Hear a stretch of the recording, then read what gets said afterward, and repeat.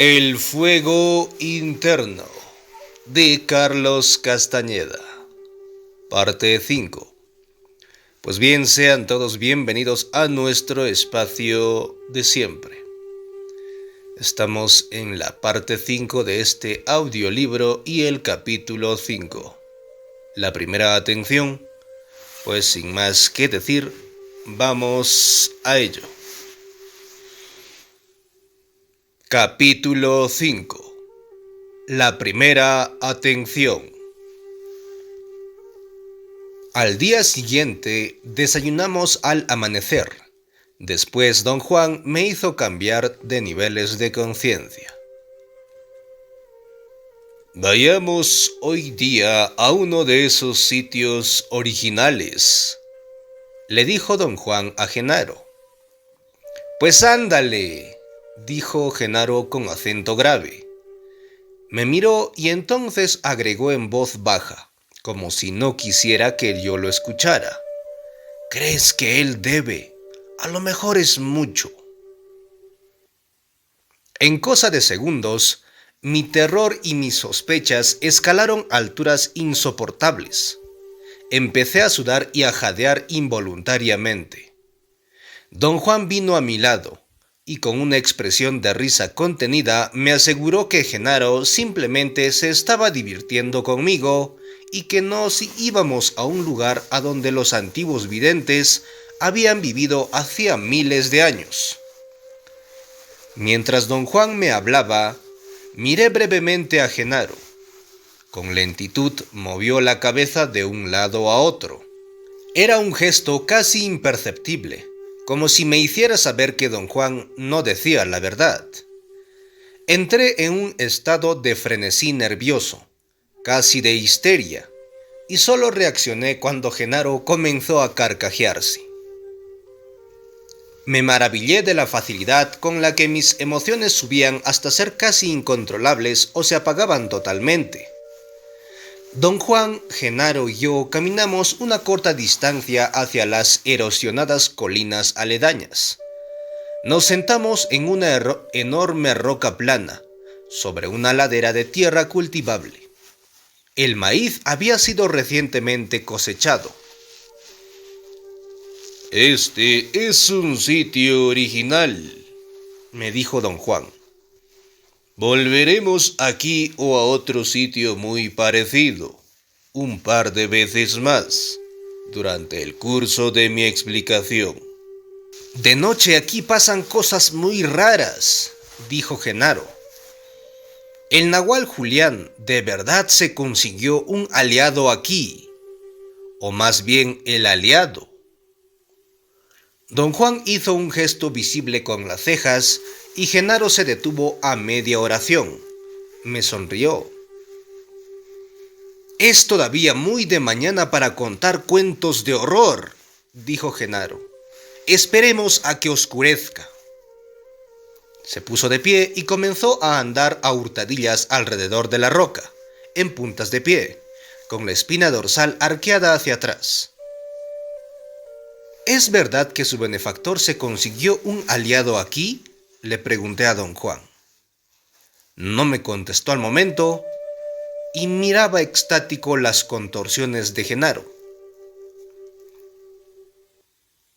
Genaro se refería a una manera muy compleja de usar la conciencia de ser, me contestó al fin sin dejar de mirar a Genaro. Genaro completó una vuelta alrededor de la roca y se sentó a mi lado. Resollaba penosamente, casi sin aliento. Don Juan parecía estar fascinado por lo que Genaro había hecho. De nuevo sentí que se divertían conmigo, que ambos planeaban algo que yo desconocía. De pronto, don Juan comenzó su explicación. Su voz me tranquilizó. Dijo que, después de muchos trabajos, los videntes llegaron a la conclusión de que a la conciencia de los seres humanos adultos, madurada por el proceso del crecimiento, ya no se le puede llamar simplemente conciencia de ser, porque su modificación la ha convertido en algo más intenso y complejo, algo que los videntes llaman atención. ¿Cómo saben los videntes que la conciencia de ser del hombre crece y se cultiva? Pregunté. Dijo que en cierto momento, a medida que los seres humanos crecen, una banda de las emanaciones del interior de sus capullos se vuelve más brillante. Conforme los seres humanos acumulan experiencia, esa banda comienza a resplandecer. En algunos casos, el resplandor de la banda aumenta tan dramáticamente que se fusiona con las emanaciones del exterior. Los videntes, al presenciar tal enriquecimiento, tuvieron que concluir que la conciencia de ser es la materia prima y que la atención es el producto final. ¿Cómo describen los videntes a la atención? Pregunté. Dicen que la atención es domar y enriquecer la conciencia de ser a través del proceso de vivir, contestó. Dijo que el peligro de las definiciones es que simplifican las cosas para volverlas comprensibles. En este caso, al definir la atención, uno corre el riesgo de transformar un logro mágico y milagroso en algo común. La atención es el logro individual más grande del hombre. Empieza a desarrollarse desde la conciencia animal, en bruto, hasta que llega a abarcar toda la gama de las alternativas humanas. Los videntes la perfeccionan aún más hasta hacerla cubrir la gama total de posibilidades humanas. Le pregunté si en la visión de los videntes tenían especial significado las alternativas y las posibilidades. Don Juan repuso que las alternativas humanas son todo lo que somos capaces de escoger como personas. Tienen que ver con el nivel de nuestra escala cotidiana, con lo conocido, y por lo tanto son bastante limitadas en número y alcance. Las posibilidades humanas, por otro lado, pertenecen a lo desconocido. No son lo que somos capaces de escoger como personas, sino lo que somos capaces de alcanzar como seres vivientes. Dijo que un ejemplo de lo primero, las alternativas humanas, es creer que el cuerpo humano es un objeto entre objetos. Un ejemplo de lo segundo, las posibilidades humanas, es lo que los videntes logran hacer al ver al hombre como un ser luminoso en forma de huevo. Con el cuerpo como objeto uno se enfrenta a lo conocido. Con el cuerpo como huevo luminoso uno se enfrenta a lo desconocido. Las posibilidades humanas tienen por consiguiente un alcance casi inagotable. Los videntes dicen que hay 3 tipos de atención, continuó don Juan. Cuando dicen eso, se refieren solo a los seres humanos y no a todos los seres conscientes que existen. Pero los 3 no son tan solo tipos de atención, son más bien 3 niveles de realización.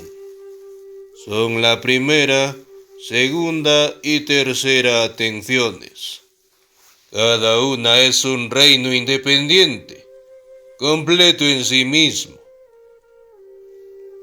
Explicó que en el hombre, la primera atención es la conciencia animal, en bruto, que a través del proceso de la experiencia humana ha sido convertida en una facultad compleja, intrincada y extremadamente frágil, que se encarga del mundo cotidiano en todos sus innumerables aspectos.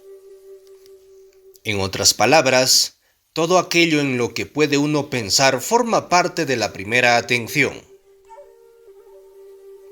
La primera atención es todo lo que somos como hombres comunes y corrientes, prosiguió, en virtud de su dominio tan absoluto sobre nuestras vidas. La primera atención es la propiedad más valiosa que tenemos. Quizás es incluso nuestra única propiedad. Tomando en cuenta su verdadero valor, los nuevos videntes comenzaron un riguroso examen de la primera atención. Sus hallazgos moldearon todas sus perspectivas y las perspectivas de todos sus descendientes, aunque la mayoría de ellos aún hoy en día no entienden lo que aquellos videntes realmente vieron. Enfáticamente, me advirtió que las conclusiones del riguroso examen de los nuevos videntes tenían muy poco que ver con la razón o la racionalidad, porque para examinar y explicar la primera atención, uno debe verla. Solo los videntes pueden hacer eso, pero examinar lo que los nuevos videntes vieron en la primera atención es esencial a fin de permitirnos la única oportunidad en nuestra existencia de darnos cuenta de nuestras propias funciones. En términos de lo que los videntes ven, la primera atención es un intenso resplandor de color ambarino, continuó. Es un resplandor que invariablemente se mantiene fijo en la parte superior de la superficie del capullo y que abarca lo conocido. La segunda atención, por otra parte, es un resplandor muchísimo más intenso y cubre una mayor extensión. Tiene que ver con lo desconocido, en un estado complejo y especializado que entra en función cuando se utilizan las emanaciones interiores del capullo que ordinariamente permanecen fuera de juego. La razón por la cual lo llamo un estado complejo y especializado es que para poder utilizar las emanaciones que ordinariamente no entran en juego, uno necesita el de extraordinarias y elaboradas tácticas que requieren suprema disciplina y concentración. Comentó que ya había explicado en sus enseñanzas para el lado derecho que la concentración requerida para estar consciente de que uno está soñando es la predecesora de la segunda atención. Esa concentración es una forma de estar consciente de ser que no está en la misma categoría de la conciencia normal necesaria para tratar con el mundo diario. Dijo que a la segunda atención también se le llama la conciencia del lado izquierdo, y que es el campo más vasto que pueda uno imaginarse, tan vasto que parece ilimitado. Yo no me metería en ella por nada del mundo, agregó. Es un atolladero tan complejo y grotesco que los videntes sensatos solo entran en ella bajo las más estrictas condiciones.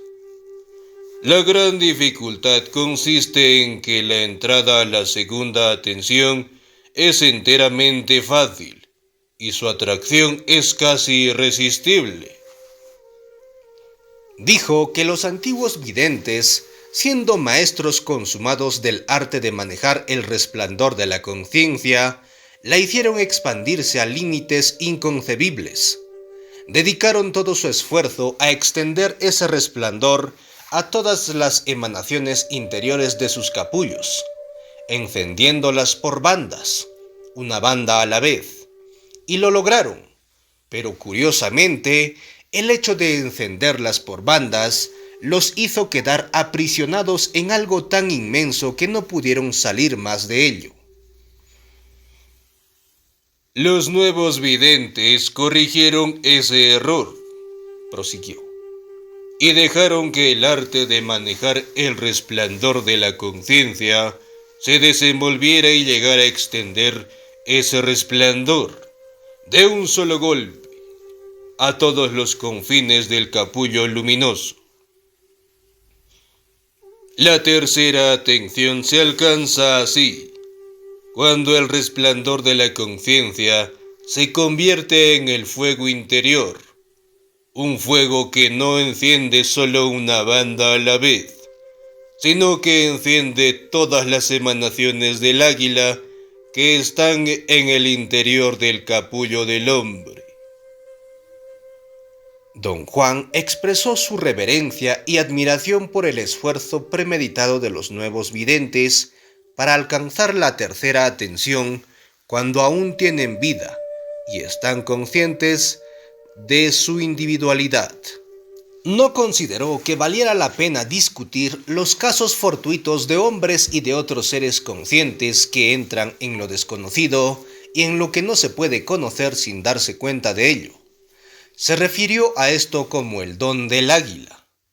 Afirmó que para los nuevos videntes, el entrar en la tercera atención también es un don, pero tiene un significado diferente. Es más bien como un premio por un logro extraordinario. Agregó que al momento de morir todos los seres humanos entran en lo que no se puede conocer y que algunos de ellos sí alcanzan la tercera atención, pero de una forma del todo breve y solo para purificar el alimento del águila. El logro supremo de los seres humanos, dijo, es alcanzar ese nivel de atención y al mismo tiempo retener la fuerza de la vida, sin convertirse en una conciencia incorpórea que se mueve como un punto vacilante de luz hacia el pico del águila para ser devorado. Mientras estuve escuchando la explicación de don Juan, una vez más perdí totalmente de vista todo lo que me rodeaba. Indudablemente, Genaro se había levantado y se había ido, ya que no aparecía por ningún lado. Me sorprendí al darme cuenta de que yo estaba acuclillado en la roca, con don Juan también en cuclillas a mi lado.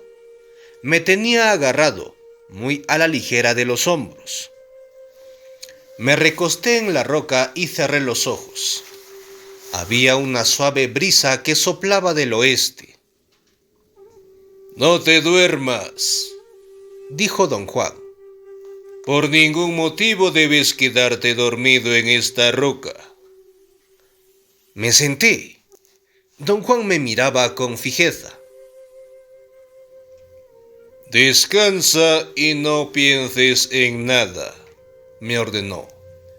«Deja que se extinga tu diálogo interno». Usé toda mi concentración para cumplir lo que me pedía, pero una sacudida me hizo volver al nivel de los pensamientos. Al principio no supe lo que era. Pensé que acaso me atacaba otra vez la desconfianza, y en ese instante me di cuenta, como si recibiera una descarga eléctrica, que estaba muy entrada la tarde. Lo que yo habría calculado que fue una hora de conversación con don Juan había ocupado el día entero. Me incorporé de un salto, plenamente consciente de la incongruencia, aunque no podía concebir lo que me había ocurrido. Sentí una extraña sensación que me impulsaba a correr. Don Juan me saltó encima, deteniéndome a la fuerza. Caímos al suelo y ahí me retuvo con mano de hierro. No tenía ni la menor idea de que don Juan fuera tan macizo. Mi cuerpo se sacudió con violencia. Mientras temblaban mis brazos, parecían volar en todas direcciones. Me estaba dando algo como ataque epiléptico.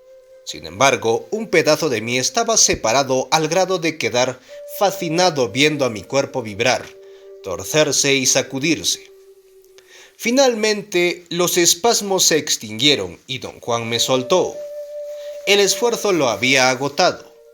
Recomendó que volviéramos a subirnos a la roca y nos sentáramos ahí hasta que me sintiera bien. Una vez que nos sentamos, no pude contenerme de hacer mi pregunta de siempre. ¿Qué me pasó? Me dijo que mientras me hablaba, Genaro me dio un empujón y que había entrado muy profundamente en el lado izquierdo de la conciencia. Él y Genaro me habían seguido, y luego yo salí corriendo con la misma velocidad con la que había entrado.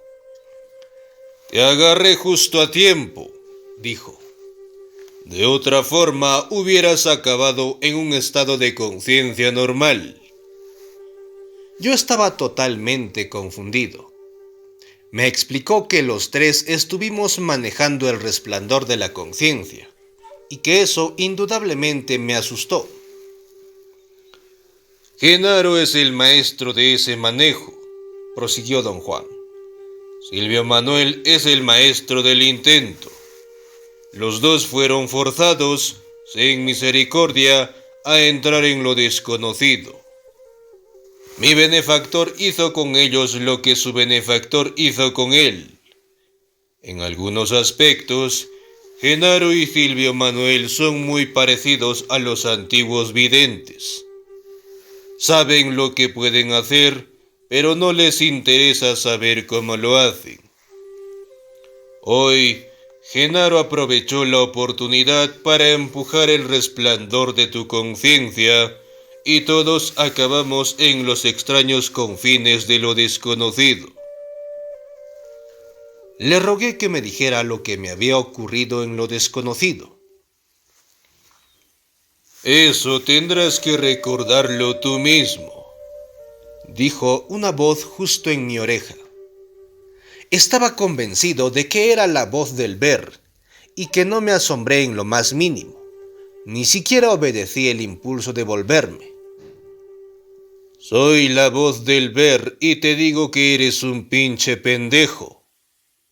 Volvió a hablar la voz y se rió. Me volví. Genaro estaba sentado detrás de mí. Me sorprendí tanto que reí quizás un poco más histéricamente que ellos. «¡Ya está oscureciendo!», me dijo Genaro. «Como te prometí, hoy por la mañana, ahorita ya comienza la fiesta y nos va a ir muy bien aquí».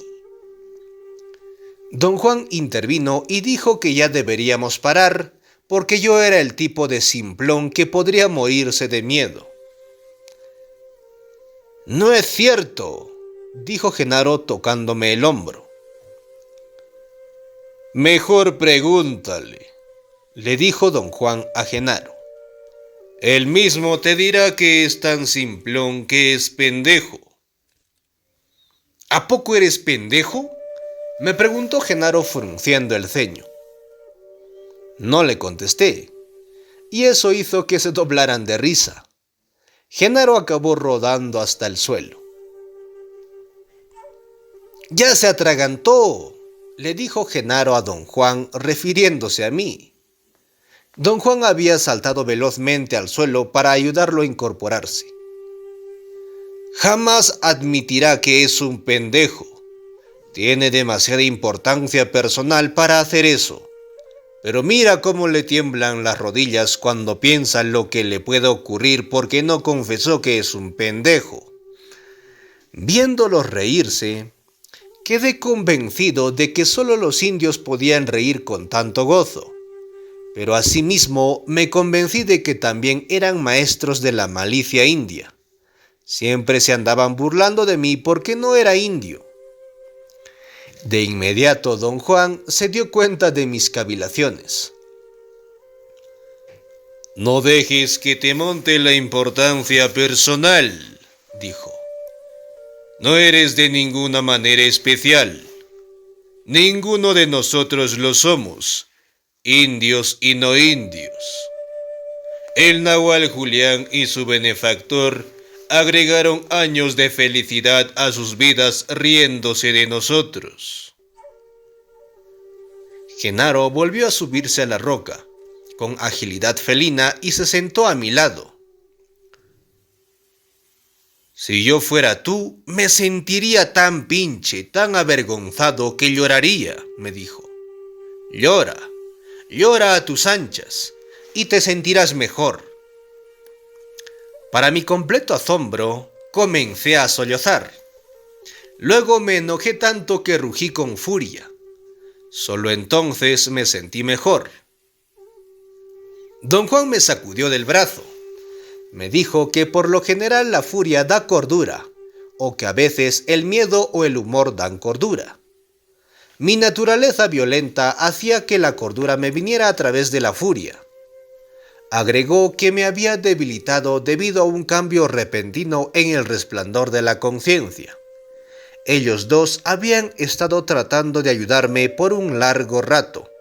Aparentemente, Genaro lo había logrado al hacerme rabiar. Para entonces ya era casi de noche. De pronto, Genaro señaló hacia algo que se movía al nivel de los ojos.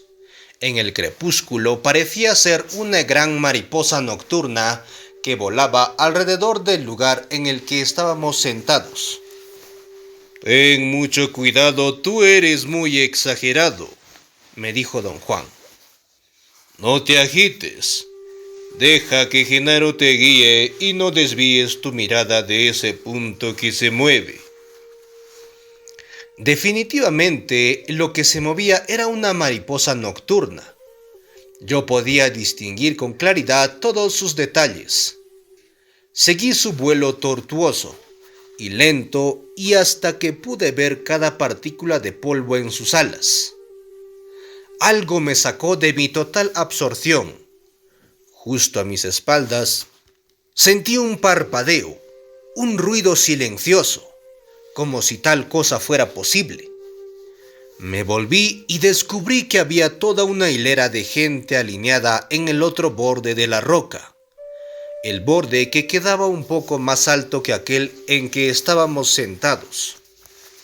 Supuse que la gente de los alrededores, sospechosos al vernos en la vecindad por todo el día, habían llegado con la intención de hacernos daño. Reconocí sus intenciones al instante. Don Juan y don Genaro, sin ponerse de pie, se deslizaron al suelo. De allí, los dos me dijeron al unísono que me bajara de inmediato. Nos alejamos de la roca sin volvernos a mirar si la gente nos seguía. Don Juan y Genaro se rehusaron a hablar mientras caminábamos de regreso a la casa de Genaro. Don Juan incluso me hizo callar con un feroz gruñido, llevando un dedo a sus labios. Genaro no entró a la casa, sino que siguió caminando mientras don Juan abrió la puerta y me empujó adentro. ¿Quiénes eran esas personas, don Juan?, le pregunté cuando los dos estábamos sentados y había encendido la lámpara. Esos no eran gente, contestó. Vamos, don Juan, no me venga con esas cosas, dije. Eran gente como usted y yo. Los vi con mis propios ojos. Claro que lo viste con tus propios ojos, repuso. Pero eso no significa nada. Tus ojos te engañaron. Esos no eran gente como tú y yo, y te estaban siguiendo. Genaro tuvo que alejarlos de ti.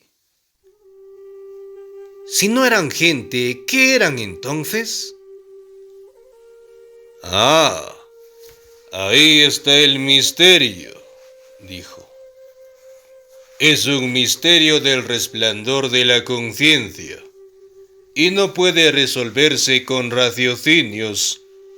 Ese misterio solo se puede presenciar. Déjeme presenciarlo entonces, dije.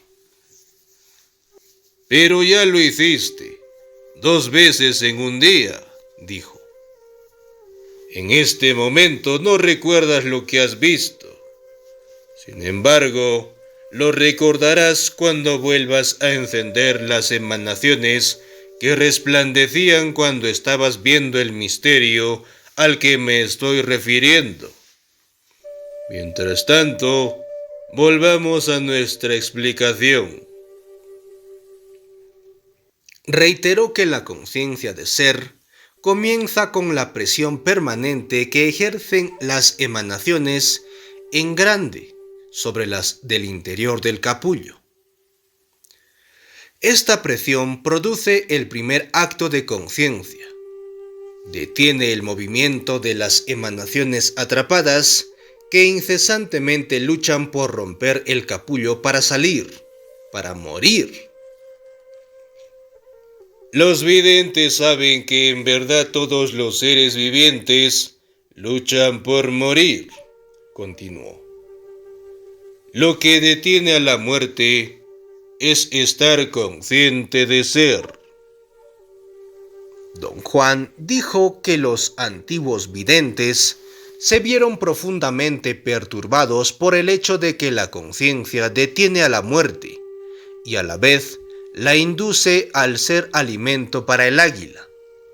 Como no podían explicar esta contradicción, porque no hay manera racional de comprender la existencia, los videntes llegaron a la conclusión de que su conocimiento estaba compuesto de proposiciones contradictorias.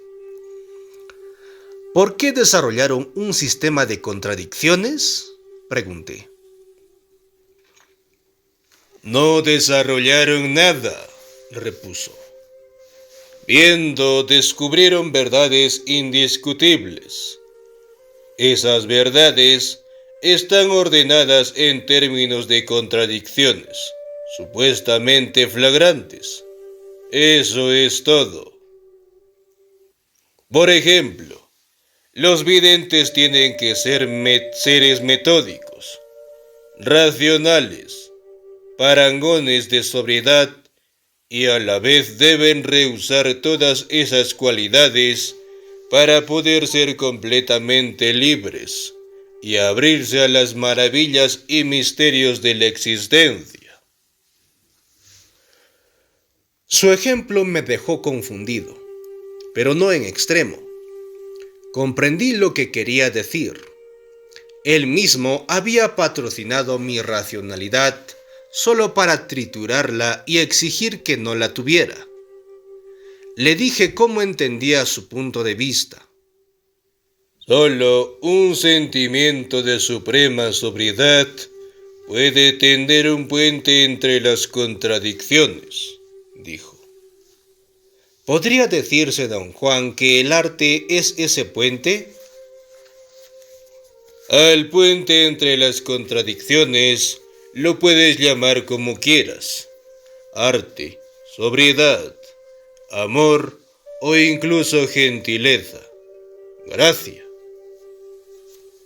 Don Juan siguió con su explicación y dijo que al examinar el resplandor de la conciencia, los nuevos videntes hallaron que todos los seres orgánicos, excepto el hombre, aquietan las emanaciones atrapadas dentro de sus capullos para que ellas puedan alinearse con sus correspondientes emanaciones en grande.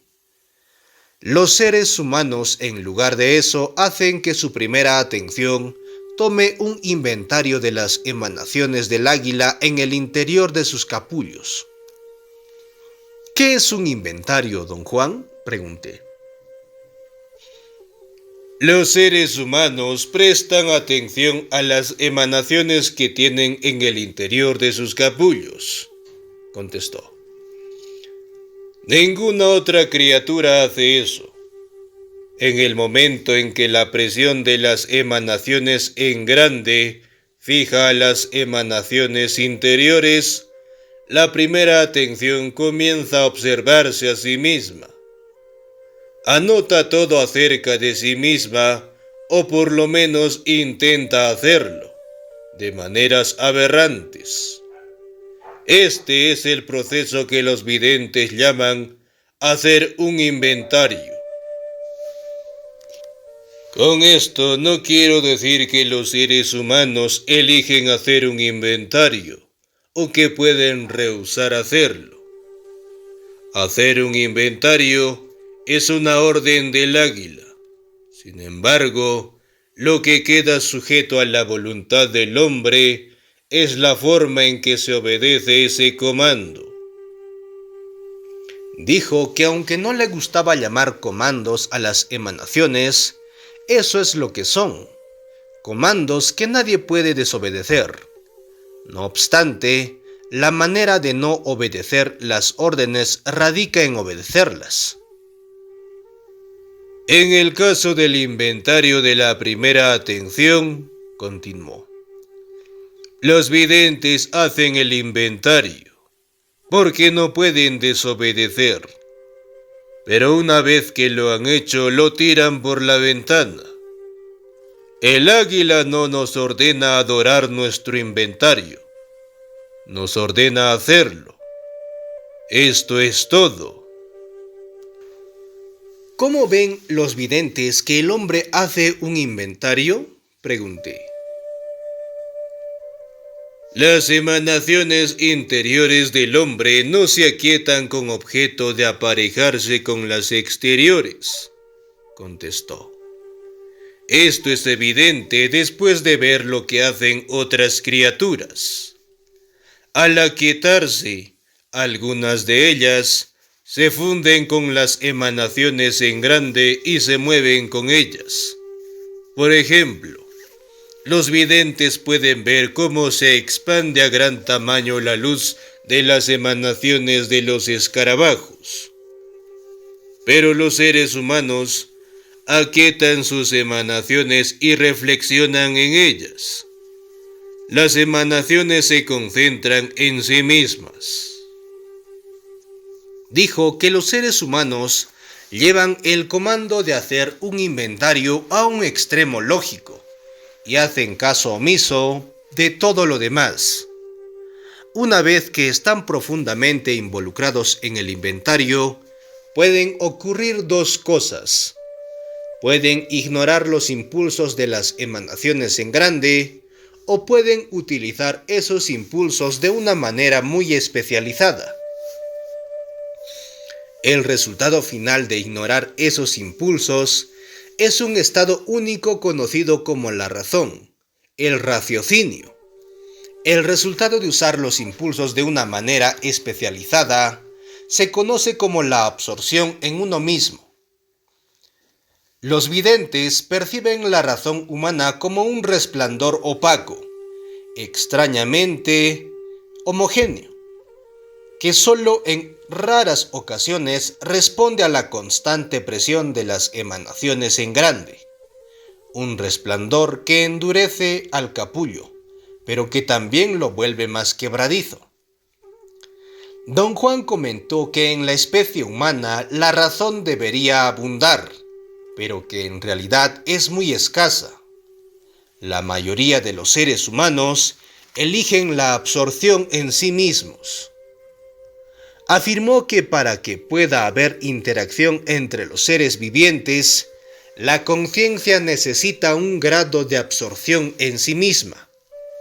Pero con la excepción del hombre, ningún ser viviente tiene un grado de tal absorción en sí misma. Al contrario de los hombres de razón que ignoran el impulso de las emanaciones en grande, los individuos absortos en sí mismos usan esos impulsos y lo convierten en una fuerza que agita aún más las emanaciones en el interior de sus capullos. Al observar todo esto, los videntes llegaron a una conclusión práctica. Vieron que los hombres de razón llegan a vivir mucho más, porque al no hacer caso del impulso de las emanaciones en grande, aquietan la agitación natural del interior de sus capullos. Por otra parte, al usar el impulso de las emanaciones en grande para crear una mayor agitación, los individuos absortos en sí mismos acortan sus vidas.